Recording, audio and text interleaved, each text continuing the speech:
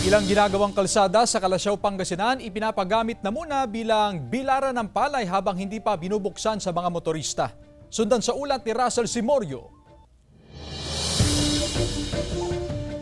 Puno ng ibinibilad na palay ang 4 na linya sa ginagawang circumferential road sa bahagi ng Barangay Bud, Calasiao, Pangasinan. Ganado ang mga magsasaka, lalo't nasa 30 pesos and 50 centavos ang buying price ng dry palay ngayon. Malaki yung tulong itong ginawang kalsada dito at habang di pa ginagamit, pagbilaran ng palay para mabilis matuyo yung palay. Ipinagbawal ang pagparada ng malalaking truck at container van sa kalsada para bigyang daan ang pagbibilad ng mga magsasaka. Ayon sa kontraktor ng proyekto, kailangan lang masigurong hindi makakaabala ang mga magsasaka sa ginagawang konstruksyon. Basta makadaan yung mga truck namin, ayos lang.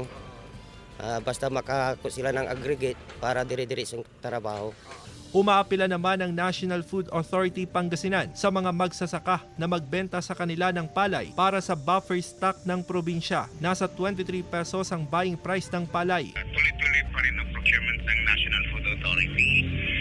Pero kung may magde-deliver po, bibilhin po namin base po sa aming effective procurement price. Papayagan silang magbilad ng palay sa lugar hanggat hindi pa nagbubukas ang daan. Kasama si Jing Dakanay, Russell Simorio, One North Sancha, Luzon.